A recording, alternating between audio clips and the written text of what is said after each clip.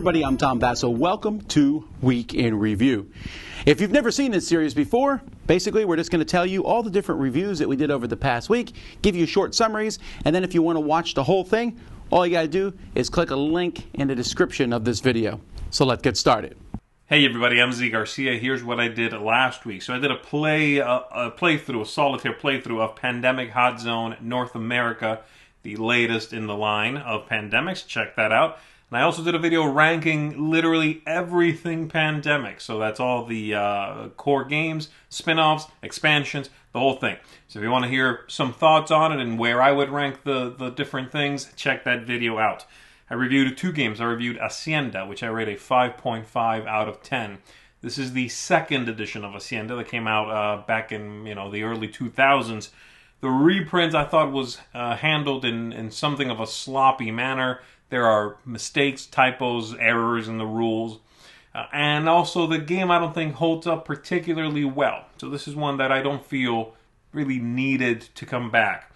And then I reviewed Penny Lane, which I rate an 8 out of 10. I really liked this. It's a small worker placement game, cute theme, charming, some interesting worker placement, managing your coins and figuring out how you want to make victory points.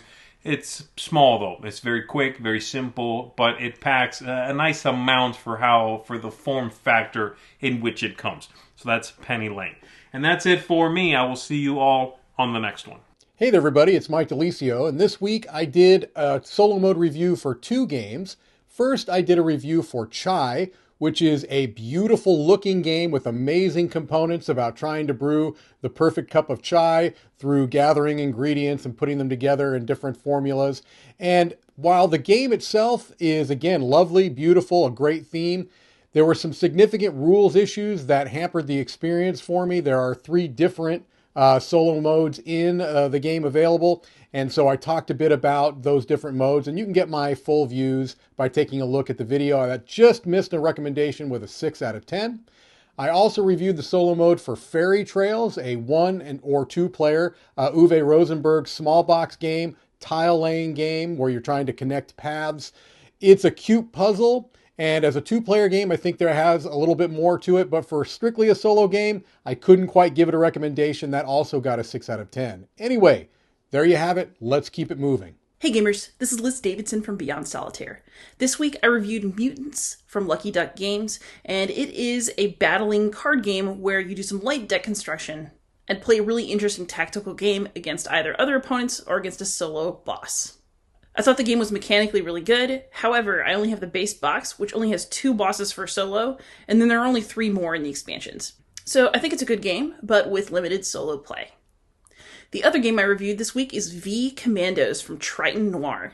V-Commandos is set in World War II, and you and your fellow commandos will need, as stealthily as possible, to complete a number of different missions to disrupt the Nazis.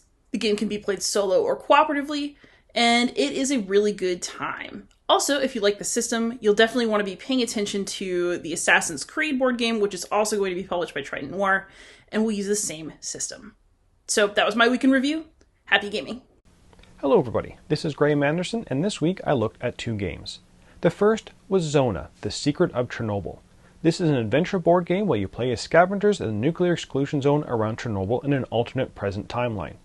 You need to get secrets from 2 underground government bunkers so you can be the first player to make it to the sarcophagus located in the heart of Chernobyl, and you'll win the game. You're competing against the other players, all the while battling mutants and anomalies and watching out for the emissions from the nuclear power plant. A really interesting theme that is well done through the event cards, but the gameplay has a few issues. I enjoyed my plays of this one and gave it a 7 out of 10. The other game was Dwarven Minor Reforged, which uses classic Larry Elmore art. You're going to be rolling dice to collect resources and reserving items on the main board with your runes. And while you have a rune on an item, no other players can reserve that one. You then have the option to hire characters from your hands using the items you've previously reserved. The characters allow you to break the rules to hopefully help you out, and you can use other players' characters as long as you pay that other player. Although the game has some decent ideas, it has a lot of problems, from production to art to the rulebook to storage, to the gold strategy being powerful enough to seemingly break the rest of the game. I didn't enjoy my plays of this one, so I gave it a 5 out of 10. And that's it for this week. Okay, so from me, Shadows of Macao, which I like the designer. I like the company, but the components were very small and minor compared to the box size. And it felt like a slower, less interesting Splendor, unfortunately. It's too close to that game for me to really recommend this one. Interesting theme, but that's about it. Brain Connect, this one's mostly for kids. It's, those little slide puzzles you got when you were a kid, whenever you went to a different event, and then whoever can put a row together the fastest. Works for adults too, but this is definitely geared towards kids. Droll. This from Blue Orange Games is where you're drawing on dice and then rolling these dice, and then people are trying to guess your word based on what they can see on the different sides of the dice. It's very entertaining. I took a look at 2 of the expansions for Marvel Legendary. Asgard, which is about Thor and being worthy, is the main mechanism in this expansion. And then the New Mutants. So I liked both of them. Maybe the New Mutants I might like a little bit more, but theme-wise I like Asgard better. I took a look at a new expansion for Enchanters, Enchanters Odyssey, which adds some new things, but basically you have an asymmetrical setup, which is a big deal, and then a ton more content, which I'm really happy with. So if you own Enchanters and you get this, there's a lot of extra great stuff in there. Then I took a look at 2 really cool games. King of Tokyo Dark. This is a new version of King of Tokyo, which is a fantastic, everyone owns a giant monster fighting each other. This is the dark version where this stuff's a little darker, but it's still very lighthearted, right? It's like dark as in this is a kid's horror movie type. It's very still kind of silly, with a couple added mechanisms actually that make the game better. And Marvel Infinity Gauntlet, which is a love letter game, but very much superior to the other love letters. I'll play it every time over those. The theme works. It's a one versus all, where one person is playing Thanos and the other people are playing the Avengers. Highly, highly recommend it.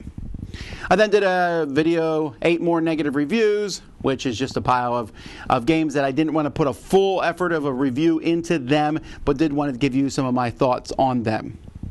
I continued my What's Happening series, where I'm going through and playing different apps and then talking about those. So this past week I went through and looked at the Ascension app, the Shards of Infinity app, and I started Charterstone. So you can go back and watch through those.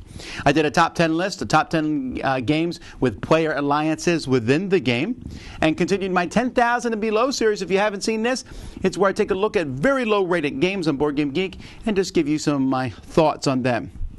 Together with Brian Drake, we did our top 10 games from Fantasy Flight. We're continuing to do our daily chats every night, and of course our live shows like Board Game Breakfast and just other things that happen throughout the week. So I hope you enjoyed that. This has been Week in Review. I'm Tom Vasel. We'll see you next time.